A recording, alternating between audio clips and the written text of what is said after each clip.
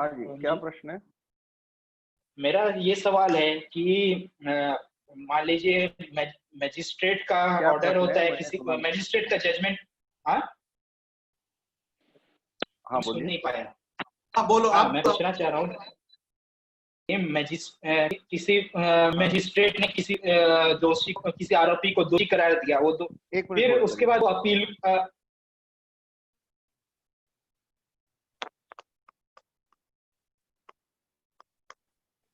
हाँ ठीक है। हाँ, ये मेरा सवाल ये है कि अपील में मतलब कि सेशन मैजिस्ट्रेट या किसी केस में किसी आरोपी को दोषी करार देता है, उसे सजा हो जाती है, लेकिन वो फिर अपील करता है सेशंस कोर्ट में, या फिर पहले ही सेशंस कोर्ट के पास में केस किया है, वो किसी ऑफेंस डिपेंड करता है कौन सा उसको ट्रायल करेगा। ये तो सेशंस कोर्ट ने उसे दोषी करार दिया, फिर वो हाई कोर्ट में अपील ले गया। हाई कोर्ट ने जब तक उसका ट्रायल पूरा नहीं होता, जब तक अपना जजमेंट नहीं देता, उसे बेल पे बॉन्ड पे छोड़ दिया, निकाल दिया है कि वो अभी उसे दोषी नहीं माना गया है, ये कह करके ये छोड़ दिया जाता है। इसका क्या सॉल्यूशन पाएगा ज्यूरी? ये इस तरह से छूट जाता है अपराधी, और वो जो पिछली बार के ट्रायल में, लोअर कोर्ट के ट्रायल में जो गांव को या तो खरीद देता है, फिर उसे जान से मार देता है, विटनेस एविडेंसेस मिटा देता है, एविडेंस टेम्पर कर सकता है वो जेल से बाहर निकल जाने के बाद। जो जितना वो जेल के बाहर रह कर सकेगा उतना जेल के अंदर रह के नहीं कर सकेगा, उतना चाहे कितना भी इन्फ्लुएंशियल क्यों ना कुछ। ये पूरी तरह से जज के डिसीजन पे दे दिया गया है।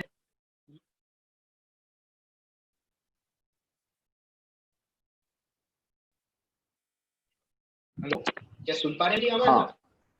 हाँ, आपका प्रश्न था कि जो ट्रायल कोर्ट है, निचली अदालत है, वो अगर किसी को दोषी करार दे देता है और अगर हाई कोर्ट उसे छोड़ देता है तो क्या होगा, वही तो?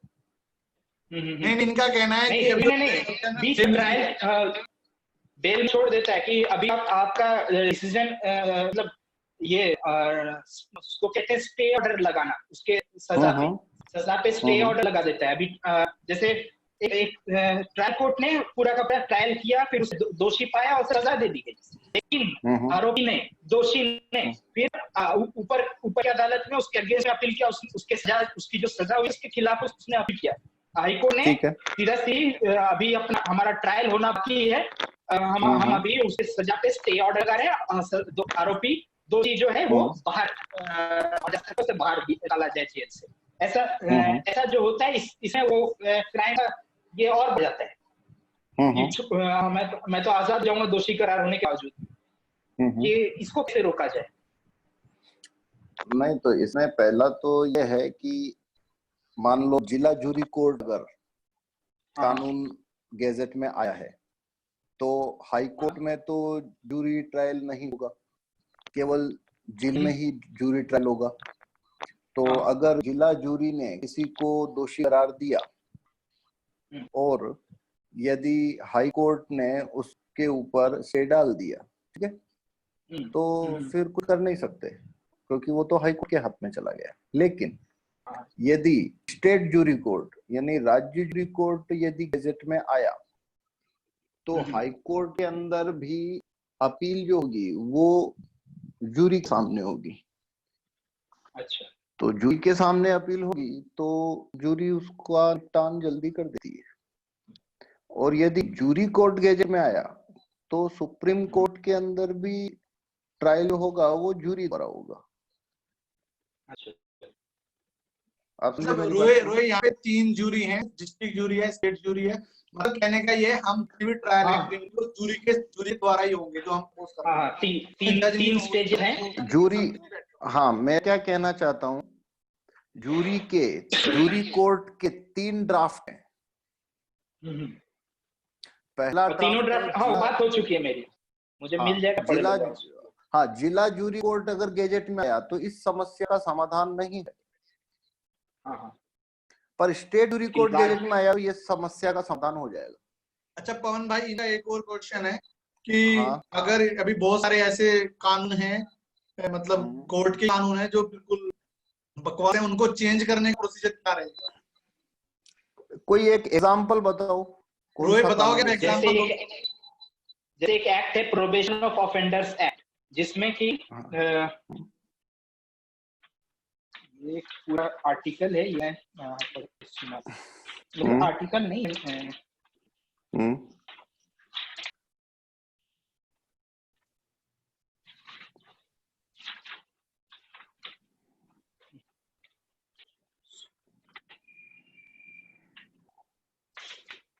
हाँ, ये है कि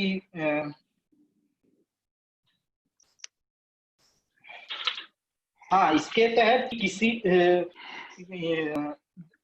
21 साल से कम उम्र के मर्द पुरुष को अगर किसी ऑफेंस में जो कि 10 साल से जिसकी की सजा 10 साल से कम है, उसमें अगर दोषी पाया जाता है तो कोर्ट अपने ही डिस्क्रिप्शन पे, अपने मर्जी पे उसे प्रोबेशन पे बाहर छोड़ सकती है। एक तरह से कहा जाता है कि सुधरने का मौका दिया जाता है। उस पे कुछ हालांकि उसमें बहुत सारे रिस्ट्रिक्शंस है, अगर वो रिस्ट्रिक्शंस को तोड़ा तो उसे फिर से सजा होगी, लेकिन पहले ही मौके पे उसे दिया ही क्यों जाए, उसे बाहर क्यों निकलने दिया जाए। और ऊपर से ये 21 साल का ये जो है ये औरतों पे लागू नहीं होता, औरतों पे कोई एक बार नहीं है, कोई किसी भी उम्र की औरत हो प्रोबेशन पे छोड़ा जा सकता है। मतलब कि अब तो रेप का सजा बढ़ चुका है, वरना पहले वो 2013 के अमेंडमेंट के पहले तो फिर ये रेप पे भी उसे छोड़ा जा सकता है, क्योंकि रेप की सजा 7 साल की थी। नाडा जिसमें मैक्सिमम 7 साल की सजा है, आर्म्स एक्ट जिसमें मैक्सिमम 7 साल की सजा है, सब में ही प्रोबेशन पे छोड़ा सकता है। ये संजय दत्त केस में हुआ था, प्रोबेशन पे भी छोड़ा गया, ऊपर से उनके केस में चार्जशीट फाइल करने में पुलिस ने देरी की, वो भी सेक्शन 167 है सीआरपीसी का, जिसके तहत कि अगर ये पुलिस की तरफ से देरी हो रही है, देरी हुई चार्जशीट के केस में अगर 10 साल से ऊपर की ऑफेंस, मतलब डेथ पेनल्टी या लाइफ इम्प्रिजनमेंट या फिर 10 साल से कोई भी की सजा वाली ऑफेंस, तो उसमें 90 दिन का टाइम पीरियड होता है जिसके अंदर पुलिस को चार्ज फाइल करना होता है, और 10 साल से कम वाली सजा वाले ऑफेंस में ये उन्हें 60 दिन का टाइम होता है पुलिस के पास चार्जशीट फाइल करना पड़े करने का। अगर नहीं कर पाए तो उन्हें बेल पे छोड़ना ही होगा, मजिस्ट्रेट की कंपल्शन है। नहीं सॉरी, मजिस्ट्रेट पे कंपल्सन, मजिस्ट्रेट का डिस्क्रिप्शन।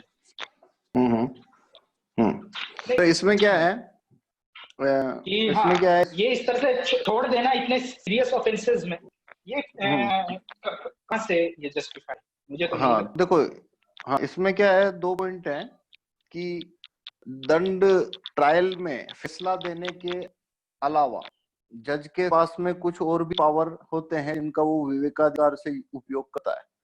जैसे किसी को छोड़ दिया या चार्जशीट को एक्सेप्ट करना, तारीख पुलिस का भी भ्रष्टाचार होता है।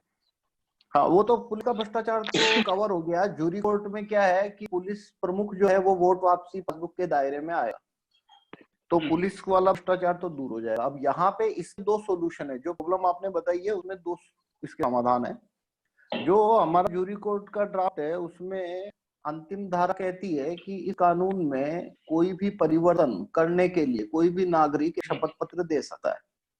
तो ये कानून आने के बाद में हम इसमें ये धारा जोड़ सकते हैं, कोई भी व्यक्ति धारा जोड़ने के लिए शपथ पत्र दे सकता है कि जज के पास जो भी विवेकाधिकार मौजूद है उसके खिलाफ यदि कोई व्यक्ति शिकायत लाता है, मतलब मान लो जज ने कोई विवेकाधिकार का उपयोग किया, तो जज के विवेकाधिकार के खिलाफ अपील जूरी में फाइल की जा सके। अच्छा, तो उस केस में क्या होगा, मान लो जज ने किसी को छोड़ दिया, ठीक है ना, किसी कन्विक्टेड को छोड़ दिया है, तो कोई भी व्यक्ति वहां पे एक अपील डाल सकता है जूरी में कि इसको नहीं छोड़ना चाहिए था, इसके ऊपर सुनवाई हो, पहला। दूसरी चीज इसमें एक और होती है कि जो स्टेट जूरी कोर्ट और जूरी कोर्ट है उसमें हमने जनहित याचिका का प्रावधान रखा है कि कोई भी व्यक्ति किसी भी मामले कोई भी व्यक्ति किसी भी मामले के अंदर अगर जूरी ट्रायल चाहता है तो वो उसके लिए फीस रखा है 5000 हाई कोर्ट में और 25,000 सुप्रीम कोर्ट में। तो 5,000 जमा करा के और वो हाई कोर्ट जूरी में अपील डाल सकता है कि भाई जज ने अमुक अमुक मामले का फैसला दिया या अमुक मामले के अंदर जो आदेश आया है उसका जूरी द्वारा सुनवाई होना चाहिए। तो अब मान लो संजय दत्त को छोड़ दिया, तो अगले दिन कोई भी आदमी जाके जूरी के अंदर, ग्रैंड जूरी में जाके अपना शिकायत रख सकता है, जनहित याचिका रख सकता है, एफिडेविट दे सकता है कि भाई संजय दत्त को नहीं छोड़ना चाहिए था और इसको छोड़ना चाहिए या नहीं छोड़ना चाहिए, समय से पहले इसको लेके जूरी सुनवाई करे। और ग्रांड जूरी वो सुनवाई के आदेश दे देती है तो उसके ऊपर ट्रायल हो जाएगा और वो आदेश कैंसिल हो सकता है। अच्छा, ये फीस और का इसी प्रावधान तरीके रखना जरूरी क्यों? फीस का कौन प्रावधान सा? रखना जरूरी क्यों? इस तरह जैसे आपने बताया 5,000 25,000, तो ये तरह हाँ, का एक डिट्रैक्टिंग फैक्टर हो गया, मतलब लोग देखो इसमें क्या क्यों रखा ऐसे है, खर्च करना। इसमें देखो इसमें क्या रखा है कि ग्रांड जूरी अगर इसको, ये कोर्ट फीस है, अगर ग्रांड जूरी जब कोई याचिका हाँ हाँ स्वीकार करेगी तो ग्रांड हाँ जूरी हाँ। को ये पावर रहेगा कि वो चाहे तो फीस लौटा सके और वो चाहे अच्छा, तो फीस ना लौटा सके। अगर हमने ये फीस वाला प्रावधान नहीं रखा अगर, तो ग्रांड जूरी के ऊपर उल्टे सीधे या छोटे मोटे चिल्लर किंग के बहुत सारे एफिडेविट, शिकायतों का अंबार लग जाएगा। अच्छा, तो अच्छा। उसके लिए ये प्रोसीजर रखा है कि एक भाई second. 5,000 court fees, 5,000 court fees और 25,000 रुपया सुप्रीम कोर्ट में कोर्ट फीस। और ग्रैंड जूरी अगर मामला स्वीकार कर लेती है तो ग्रैंड जूरी डिसाइड कर सकती है कि भाई फीस लौटा दी जाए तो लौटा दी जाएगी। और ग्रांड जूरी को लगता है कि नहीं, मुकदमे की सुनवाई तो होगी लेकिन फीस नहीं हाँ लौटाई हाँ, जाएगी तो नहीं लौटाई जाएगी। ठीक है। अच्छा, ये तो जनहित ये याचिका तो, वाला ये जो क्लॉज है ना, जनहित याचिका हाँ वाला हाँ क्लॉज जो है ना, हाँ, ये लगभग ये सारे प्रकार, ये सारी शिकायतों को, सारे विवादों हाँ, को एक तरह से कवर कर लेता है। अच्छा। ग्रैंड जूरी आप हाई कोर्ट मतलब स्टेट लेवल के जूरी की बात कर रहे हैं ना? और हाँ स्टेट, सुप्रीम जूरी, हाँ हाँ, और और सुप्रीम जूरी यानी राष्ट्रीय सुप्रीम कोर्ट के लेवल। राष्ट्रीय जूरी, हाँ हाँ वो हाँ, सुप्रीम ठीक है, कोर्ट। सुप्रीम कोर्ट के लेवल, ठीक है, मैं समझ गया। हाँ हाँ, चूंकि पीआईएल के केस, नॉर्मल पीआईएल में भी कोर्ट फीस लगता है, ठीक है, लेकिन हाँ ट्रायल जो कोर्ट है फीस वो that should be, I believe कि नॉर्मल ट्रायल वो that should be free of fees, क्योंकि हमारा नॉर्मल कानून में भी क्रिमिनल केसेस में कोर्ट फीस नहीं लगता है, क्योंकि एक हाँ तो वो तो धारणा नहीं ये है, लगेगा, वो तो नहीं लगेगा, धारणा ये जूरी है कि, जूरी में ही नहीं हाँ, लगेगा।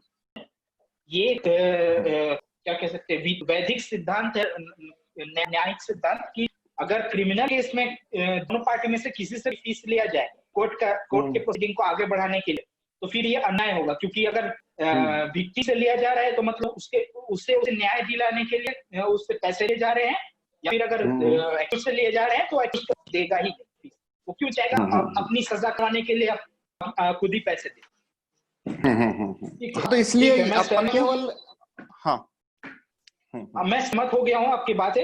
अब मुझे थोड़ा वक्त दीजिए कि वरुण सैनी जी मुझे वो लिंक शेयर करें, तीनों ड्राफ्ट मैं पढ़ लूंगा, और अगले संडे को शायद आप सेशन कर रहे हैं ना वेबिनार का? हाँ, वो हर संडे हमने डिसाइड कर लिया है, हम संडे को एक वेबिनार रखेंगे और बीच में वीक में एक हम कितने बजे? वो 2 बजे कितने करीब बजे? रहेगा, 2 बजे ठीक या है, 3 बजे। ठीक है, और बीच में हम या कभी भी फिर एक रैंडम दिन में वेबिनार रखेंगे जिसमें हम जो एग्जिस्टिंग एक्टिविस्ट हैं सपोर्ट करते हैं इस ड्राफ्ट को, लेकिन उनकी कोई ऐसी शंका है जो क्लियर नहीं हो पा रही है, जिनको डिटेल आंसर चाहिए, तो जैसे हमने आज ही सेशन आपके लिए रखा है, क्योंकि आपका थोड़ा डिटेल था, आप जो ड्राफ्ट को सपोर्ट करते, लेकिन आपको लगता था कि ये चीजें मुझे आंसर नहीं हो रही थी, तो ये जो ड्राफ्ट, ये जो सेशन था, ये लोगों के लिए है जिन्होंने जूरी ड्राफ्ट को सपोर्ट करते हैं, ठीक है, तो हाँ हम सपोर्ट करते हैं, हाँ, लेकिन मेरा मानना ये है कि तो फिर ये जो फॉल्ट्स हैं ट्रायल प्रोसेस में, इन सबको हटा के जो आप लोग सजेस्ट कर रहे हैं वो सबको मिला करके दोनों एक साथ दोनों एक दूसरे के पूरा आप अब आपका काम ये है कि जो मैं आपको लिंक सेंड करूंगा 3, आप उन ड्राफ्ट को पढ़े, मे बी मुझे ऐसा लगता है कि शायद सारे आंसर आपको उन ड्राफ्ट में मिल जाएंगे अगर आप उनको आराम से टाइम लगा के पढ़ोगे, और उसके बाद आपको लगा है कि मेरा इन ड्राफ्ट में क्वेश्चन है, तो आप दोबारा मीटिंग रिक्वेस्ट कर सकते हैं या फिर ग्रुप में डाल सकते हैं क्वेश्चन, कोई भी एक्टिविस्ट आपके क्वेश्चन का आंसर है। ठीक, ये जो एग्जांपल हुआ अभी, इस पर क्वेश्चन मैं पूछ सकता हूँ? हाँ हाँ, पूछिए पूछिए। ये जो अभी संजय दत्त वाला एग्जांपल हुआ, इसमें कोर्ट ने, जज ने जो डिस्क्रिशनरी पावर यूज किया, उस पावर का क्या होगा? पावर को उसने और डिस्क्रिशन यूज का गलत तरीके से यूज किया, एक बात, तो वो पावर तो गलत नहीं हुई। दूसरा,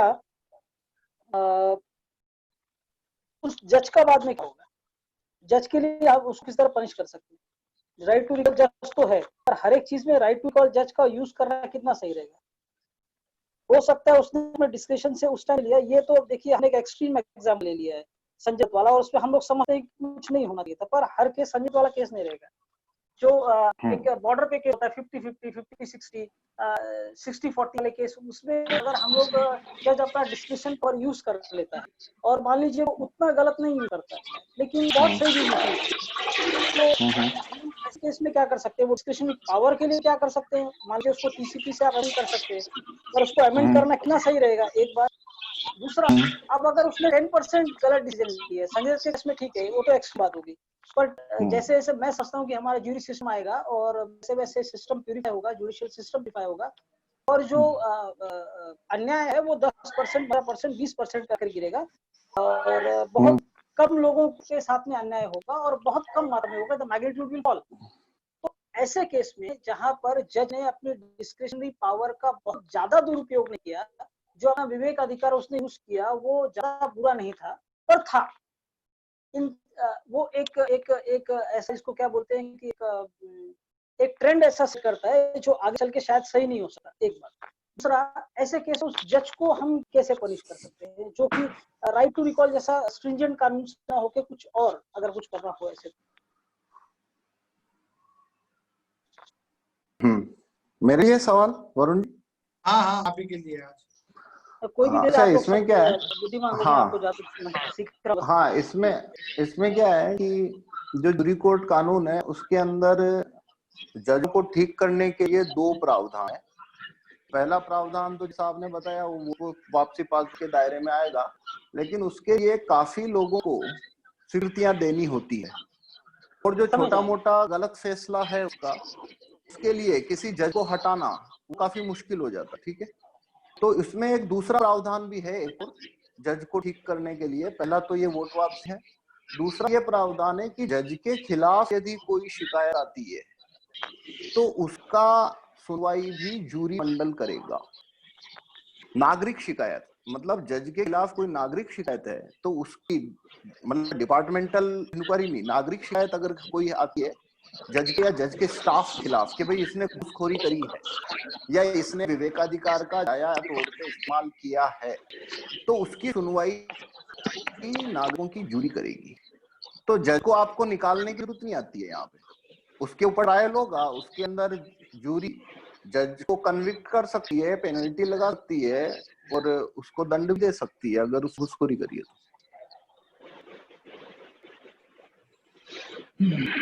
घूसखोरी की है तो दंड करती है। मैं एक ऐसा एग्जाम्पल ले रहा हूँ कि जहाँ पर उस विवेकाधिकार का थोड़ा सा भावना में आके दुरुपयोग कर गया हो, या जिसको बोलते हैं पूर्वाग्रह हो गया, प्रिजुडिस माइंड से उसने कोई बात अपनी कर दी, तो ऐसे केस में जैसे आप जैसे कोई छोटा सा तो वो जूरी को ये तो वो जूरी को बता सकता है ट्रायल में कि भाई मैंने भावना में आके कर दिया था या मैंने ये सोच के कर दिया था, वो अपना पक्ष रख देगा ना जूरी के सामने। जूरी ने एक्सेप्ट किया तो ऐसे केसेस जूरी को वो दंड वो जूरी डिसाइड करेगी कि वो उसको सस्पेंड करना है, पेनल्टी लगानी है, आर्थिक दंड लाना है, उसको 3 महीने के लिए सस्पेंड करना है, बर्खास्त करना है,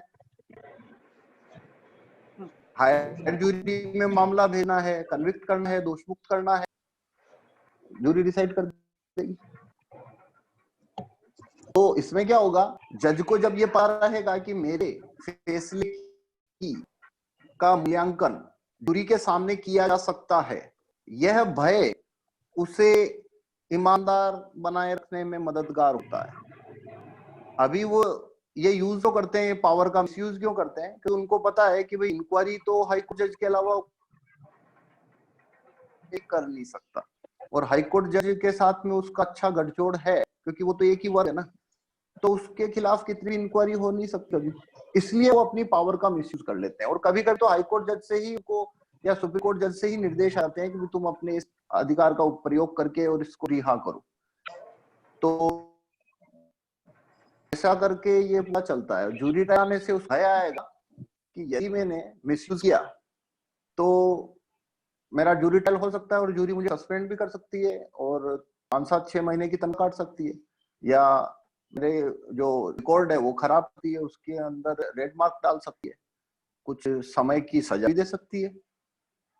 तो ये पवन जज को भाई, ईमानदार बना के रखेगा कि वो दैनिक फैसलों के अंदर। हाँ, अभी इसमें क्या है कि एक और क्वेश्चन उठ सकता है, मतलब मूवमेंट को डिरेल करने के हाँ लिए बोल। कुछ लोग जिनको मतलब जिन्होंने आज तक ड्राफ्ट नहीं पढ़ा है, वो मतलब बहुत सारे जो उल्टे सीधे क्वेश्चन पूछते हैं, तो उसमें क्वेश्चन आ सकता है भाई इस कानून को जाने में कितना खर्चा आएगा, जूरी अगर हम कल को पूरे इंडिया में जूरी इम्प्लीमेंट करते हैं तो कितना गवर्नमेंट को बजट बढ़ाना पड़ेगा, क्या गवर्नमेंट के पास इतने पैसे होंगे?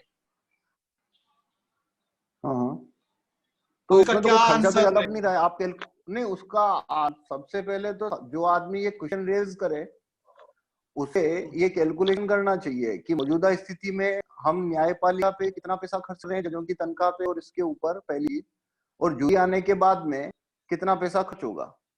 वो कैलकुलेशन मैं भी कर सकता हूँ, और वो कैलकुलेशन ये साबित कर सकती है कि जूरी आने से प्रशासन का व्यय नहीं बढ़ता है।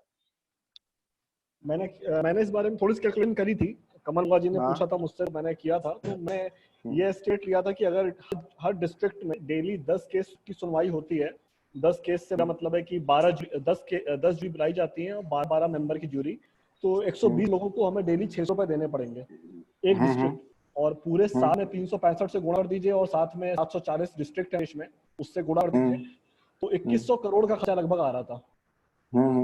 तो 2100 करोड़ रुपए खर्चा कोई बहुत ज्यादा नहीं है देखा जाए जो आज की परिस्थिति में। नहीं देखो, अब इसमें क्या होगा कि आप क्या करो कि आपने जैसे 10 केस के हिसाब से जैसे 5000 मुकदमों की कैलकुलेशन करी है, तो आप इसमें अब ये कैलकुलेशन करो कि 5000 केसेस आज की डेट में जो चल रहे हैं वो कितने साल से चल रहे हैं, उनके जो विक्टिम है वो कितना फीस वकील को दे रहे हैं, कितने समय से अदालतों में आ रहे हैं, उसका पेट्रोल का खर्च कर रहे हैं, जज को पैसा दे रहे हैं, वकील को पैसा दे रहे हैं, तारीख पे तारीख ले रहे हैं, और कितने वर्षों तक उनका वो कारोबार बंद पड़ा जिससे उनको नुकसान हुआ। तो वो सब वो निकालना पड़ेगा ना। आप एकदम केवल आप ये 600 रुपया जूरी, ये क्या बात हुई भाई? 5000 करोड़ 2100 करोड़ का खर्चा है, वोडाफोन का एक केस आया 10,000 करोड़ का, वही जो मैं बिल्कुल वो 10,000 करोड़ का उस पे फाइन था और जज ने उसको माफ कर दिया। तो आप तो एक ही केस के अंदर लग गया ना, 10,000 का लॉस का कंट्री को हो गया ना, तो उसका क्या होगा? और फिर वो जैसे अभी ये भीलवाड़ा में जिंदल ने उसको माइंस ली, उसने आधा कस्बा खोद दिया इलीगल। अब वो कितने 100 करोड़ का खनिज निकाल लिया उसने, अब उसका क्या, वो पैसा इधर जाएगा? वो जज सिस्टम होने से तो खोद रहा है। कहने का मतलब ये है कि हमें ये एक फिगर रखनी पड़ेगी जब कोई ऐसा क्वेश्चन पूछ रहा है, मतलब करंट जज सिस्टम से हमें असल में कितने 1000 करोड़ का नुकसान है। हाँ, वो लाखों करोड़ में चला जाएगा पूरा। हाँ, लाखों करोड़ में जा रहा है, करंट जज सिस्टम है, उससे नुकसान है, वो लाखों करोड़ में जा रहा है। हाँ, तो उसको इसके अलावा ये जो खर्चा है वो कम होता जाएगा समय के साथ, जैसे जैसे लोगों के मन में भय आएगा जूरी सिस्टम का, वो खर्चा भय कम होता जाएगा। और जज सिस्टम में तो ये खर्चा बढ़ते ही चला जा रहा है, कोई इसमें नहीं है इसका। सैम्स का भी इसी में जोड़ना पड़ेगा, सैम्स जो होते हैं। हाँ, सभी जुड़ गया तो वो लाखों करोड़ में जाता है। हर जगह सरकारी विभागों में जो रिश्वतखोरी हो रही है, अस्पतालों से लेकर शिक्षा विभाग में, तो वो सब बंद हो जाएगी जूरी सिस्टम के आने से, तो वो भी तो बचेगा पैसा। हाँ, वो भी बच गया। मेनली चीज ये है, ये वो क्वेश्चन रेस करने से पहले वरुण भाई ने जो क्वेश्चन जो पूछते हैं उनका इंट्रोडक्शन दे दिया था, तो उनका कोई इलाज नहीं है। नहीं वो ठीक है, लेकिन हमारे पास नहीं, एक हर क्वेश्चन आंसर होना चाहिए हमारे पास। हाँ हाँ, मैं ये देखो जो एक्टिविस्ट है उनके पास एक टेम्पलेट रेडी होनी चाहिए आंसर की, ऐसा आंसर आएगा तो सबका आंसर देना। नहीं, मैं ये बोलता हूँ कि अगर आप उन्हें बोलोगे कि भाई आप इन दोनों का तुलनात्मक डेटा बना के ले आओ, तो वो कभी बना के ही नहीं लाएंगे, क्योंकि उनको पता है जब डेटा बनाएंगे तो 10 गुना ज्यादा खर्चा जज सिस्टम में जाएगा उनको। तो वो भार आप पे डालेंगे कि भाई आप बताओ। आप उनको बोलोगे ना कि भाई तुम भी डेटा लाके बता दो, तो वो कभी नहीं लाएंगे, क्योंकि उनको पहले से पता है जज सिस्टम से 5-7 लाख करोड़ का नुकसान हर साल हो रहा है हमको और नागरिकों को। पीयूष जैन कुछ कह रहे थे। हाँ, मैं ये बोल रहा था, देखो खर्चा तो होता ही है, खर्चे को नहीं रोक सकते, ठीक है, पर प्रॉब्लम क्या है कि वो ये नहीं देखते कि एंड रिजल्ट क्या है। भाई प्रोडक्टिव भी तो निकल रहा है, वहां पे सॉल्व भी तो है केसेस। ये जज सिस्टम में तो पढ़े ही जा रहे हैं, वो तो फोकट की तनख्वाह ले रहे हैं जज। तो यहाँ पे तो जूरी कुछ फैसला देगी, डेली सुनवाई होगी, तो टाइम तो बचेगा आदमी का। प्रोडक्टिवनेस कितनी है उसकी? भले ही खर्चा जज सिस्टम से ज्यादा भी हो जाए, तभी तो प्रोडक्टिव है वो, कम से कम कुछ एंड रिजल्ट तो निकलता है उसका, लो फायदा होगा ना। हाँ, नहीं वैसे खर्च होता ही नहीं ज्यादा। हाँ, होता नहीं है, में भी आंकड़ों में कैलकुलेट करोगे तो आपको वकील का पैसा भी तो जोड़ना है। भाई 5 साल केस चला, भाई वो 5 साल में कितना पैसा दिया, वो भी तो जोड़ना है ना। नहीं, एक्चुअल में क्या है, सबसे मेन चीज क्या है, ये लोग जो पूछते हैं ना, वो सिर्फ एक ही चीज बताएंगे कि भाई खर्च इतना, लेकिन वो ये नहीं बताएंगे कि जज सिस्टम में तुम खर्चा क्या, तो सब कुछ भी बिक जाएगा तुम्हारा, तो भी तुमको गारंटी नहीं है कि तुमको वो न्याय मिल पाएगा, कुछ निकलेगा तुम्हारा फेवर रिजल्ट।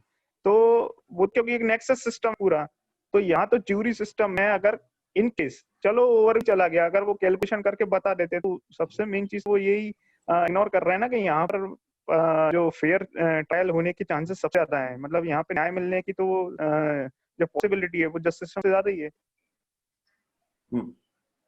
ये अच्छा ठीक है, हम एक अभिषेक का वेट कर रहे हैं 5 मिनट, अगर वो ज्वाइन करता है तो ठीक है, अदरवाइज ये सेशन फिर हम आज बंद कर देंगे, ठीक है। और मैं पवन भाई कहूंगा कि हफ्ते में आप एक बार, हम एग्जिस्टिंग एक्टिविस्ट है ना, उनको बुला के उनके साथ एक मीटिंग रहनी चाहिए, क्योंकि कई बार क्या है, एक्टिविस्ट को आंसर पता रहता है कि, लेकिन डाउटफुल रहता है कि मुझे ये आंसर देना चाहिए नहीं देना चाहिए, इस पे ट्रोल तो नहीं हो जाऊंगा, या इस पे कोई कमेंट तो नहीं आ जाएगा। तो उसको ये कॉन्फिडेंस देने की जरूरत है, हाँ भाई ये सही आंसर है, दूसरा आदमी उस पर क्या रिप्लाई कर रहा है नहीं कर रहा है वो एक कहानी है। तो हमें हफ्ते में एक मीटिंग करनी चाहिए जिसमें जो करंट एक्टिविस्ट हैं उनको बुला के उनसे पूछा जाए कि भाई आपसे सबसे ज्यादा फालतू क्वेश्चन क्या पूछे जाते हैं, या फिर ऐसा कोई आपका क्वेश्चन जो आपके दिमाग में है जिसका आंसर आप नहीं दे पा रहे हो या डाउट है, तो वो चीज हमें करनी चाहिए। हाँ, अच्छा इसमें क्या एक इम्पोर्टेंट पॉइंट क्या है, ज्यादातर कि जो कार्यकर्ता या नेता या कोई भी व्यक्ति जूरी सिस्टम को अपोज करते हैं ना, तो वो जूरी सिस्टम को अपोज करते हैं। हमें जूरी सिस्टम और हमें जूरी सिस्टम को डिफेंड करना भी नहीं चाहिए, क्योंकि जूरी सिस्टम तो एक कंसेप्ट है उसका, उसको आप कैसे डिफेंड करोगे? वो तो अच्छा भी होता है बुरा भी हो सकता है। हमारा ड्राफ्ट तो जूरी कोर्ट है, तो उनकी चाल क्या है कि जूरी कोर्ट को, मतलब वो जूरी कोर्ट को क्रिटिसाइज नहीं करते हैं, क्योंकि अगर वो जूरी कोर्ट को क्रिटिसाइज करेंगे तो जूरी कोर्ट एक ड्राफ्ट है और उसमें उनके सभी प्रश्नों के जवाब पहले से मौजूद हैं, तो वो जूरी सिस्टम को क्रिटिसाइज करते हैं, और जूरी सिस्टम तो ड्राफ्ट नहीं है। समझ, मुझे आ गया समझ आपकी। अभिषेक, वरुण सैनी जी, मेरा कुछ और इन्वॉल्वमेंट रहेगा क्या? मतलब मुझे नहीं, आप अगर आपको कहीं जाना है, आप जा सकते हो। ठीक है, धन्यवाद। अभिषेक आपका कोई भी क्वेश्चन है आज आप पूछ सकते हो, आपके जितने भी डाउट हैं।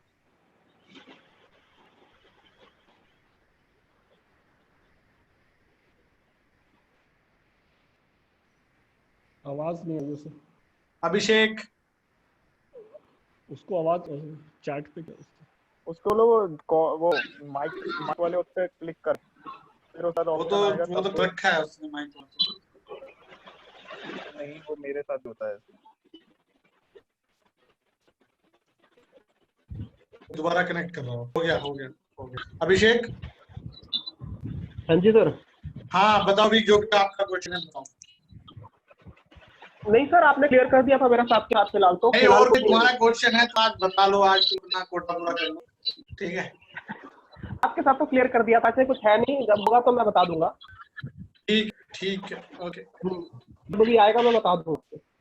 ओके ठीक है, फिर पुश करते हैं इसे एंड। क्या